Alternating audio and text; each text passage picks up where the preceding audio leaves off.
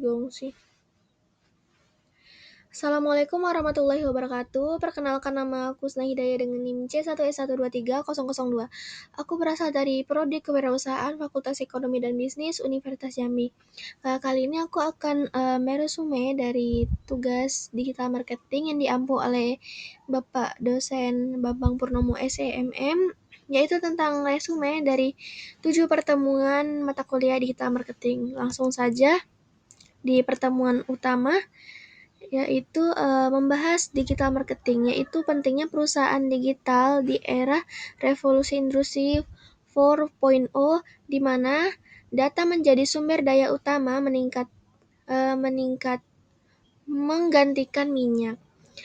Ekonomi kini bergeser ke wallet based account, dan bisnis perlu bertransformasi ke arah digital agar tetap relevan.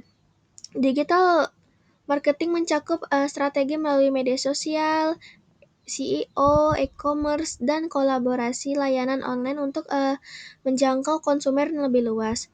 Tujuannya adalah meningkatkan efisiensi pemasaran, memperluas pasar, serta membangun hubungan interaksi dengan pelanggan. Khusus seperti Kodak dan BlackBerry menunjukkan peningkatan adaptasi terhadap perubahan digital. Nah, baiklah, untuk tugasnya yang diberikan oleh Bapak, yaitu membuat video, yaitu perkembangan dunia digital untuk mendukung UMKM, yang telah saya buat dan diupload ke Instagram. Baik, di pertemuan yang kedua ada materi tentang digital marketing juga, yaitu membahas tentang perkembangan masyarakat di era digital, konsep Interactive of Things atau IoT, dan Big Data dalam dunia pemasaran. IoT merupakan aktivitas manusia dengan menghubungkan berbagai perangkat melalui internet. Big Data digunakan untuk menganalisis data besar, serta pemasaran menjadi lebih efisien dan tepat sasaran. Pemasaran digital menjadi unggul karena dapat menargetkan audiens secara efektif, menghemat biaya, dan menjangkau pasar luas. Dan untuk tugasnya yang diberikan oleh Bapak, yaitu membuat sebuah pamflet atau poster untuk pertemuan kedua ini, yaitu saya telah membuat poster untuk membuka lowongan pekerjaan dari Bank Mandiri, dan yang satunya membuat poster untuk biskuit coklat pisang. Ada sih. Baiklah, di slide selanjutnya, yaitu pertemuan yang ketiga, yaitu membahas peran media sosial dalam bisnis. Media sosial digunakan untuk membangun brand image, meningkatkan interaksi dengan pelanggan, serta memperluas jangkauan promosi. Platform seperti TikTok, Instagram, dan YouTube kini menjadi alat pemasaran paling efektif karena mampu menarik audiens luas dan menciptakan engagement tinggi. Perusahaan dapat menggunakan strategi organik atau konten alami, atau paid marketing atau iklan berbayar untuk mencapai target pasar. Tugas yang diberikan oleh Bapak yaitu membuat atau mewawancarai sebuah UMKM dan menanyakan terkait mereka menggunakan media sosial dalam berjualan ya. Tugasnya telah saya buat seperti ini. Mewawancarai Kak Feby. Dia memproduksi sebuah usaha, yaitu cering atau cempedak kering. Yang berikutnya di pertemuan keempat, yaitu membahas tentang e-commerce, yaitu aktivitas perdagangan barang dan jasa melalui media elektronik, terutama internet.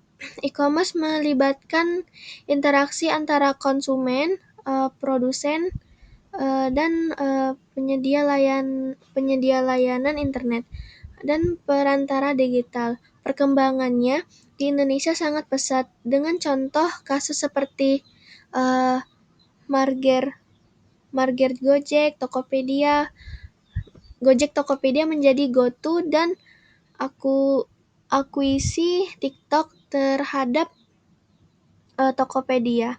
Jenis-jenis transaksi e-commerce meliputi B2, B2B, B2C, C2B, dan C2C, dengan plafon populer seperti Tokopedia, Shopee, dan OLX.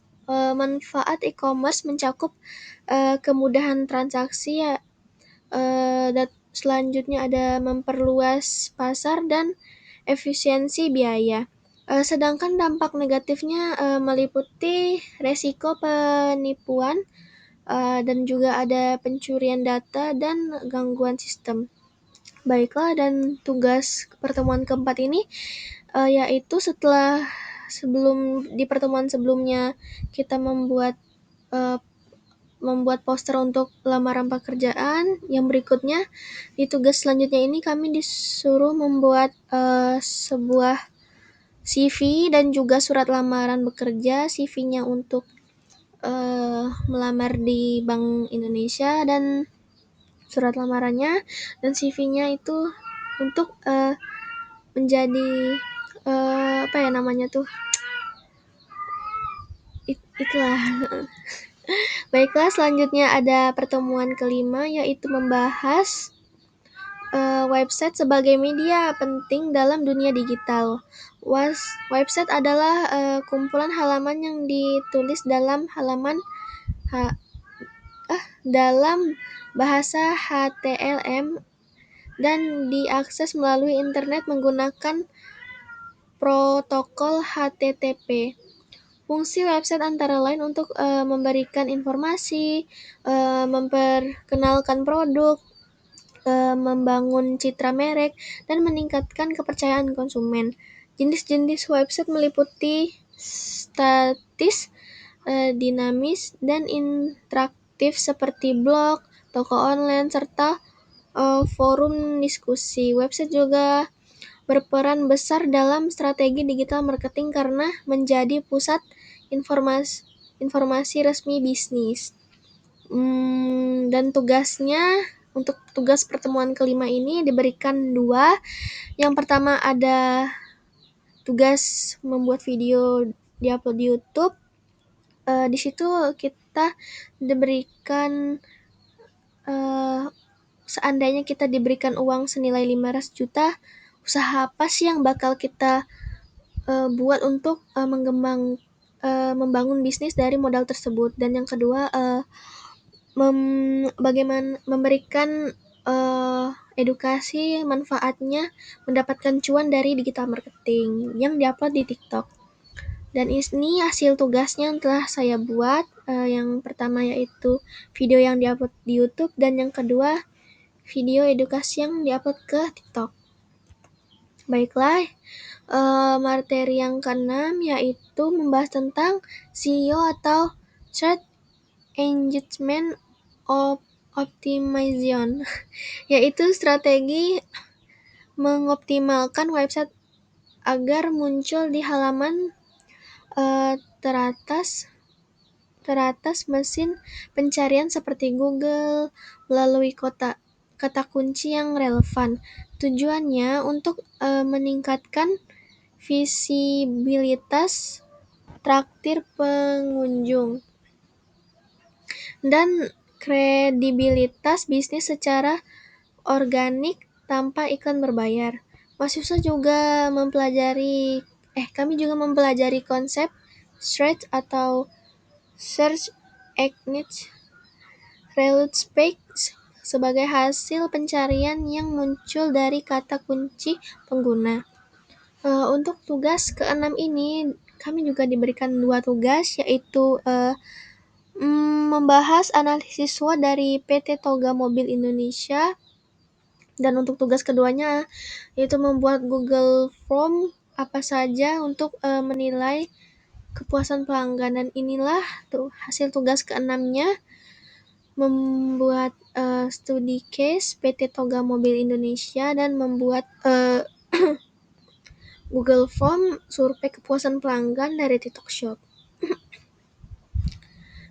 Dan yang terakhir ini pertemuan ketujuh, yang dimana membahas tentang affiliating marketing, yaitu strategi promosi di mana seseorang mendapatkan komisi dengan memasarkan produk atau layanan milik pihak lain melalui link afiliasi. Konsep ini membantu perusahaan memperluas jangkauan pasar tanpa biaya besar, sekaligus memberi peluang mendapatkan bagian individu. Selain itu, kami juga mempelajari lanjutan dari studi kasus PT Toga Mobil Indonesia dan membuat survei kepuasan pelanggan menggunakan Google Form. Untuk tugas pertemuan ketujuh ini, yang dimana kami diberikan tugas untuk meresume dari setiap 7 pertemuan ini yang dibuat dari video ini, dan yang satunya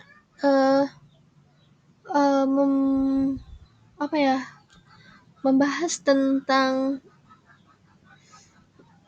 lupa lagi, sedikit lupa ya, maaf teman-teman. Oke. Sekian presentasi dari saya. Saya mohon maaf banget jika ada salah kata dan kekurangan dari saya. Saya benar-benar mohon maaf. Saya akhiri. Wassalamualaikum warahmatullahi wabarakatuh.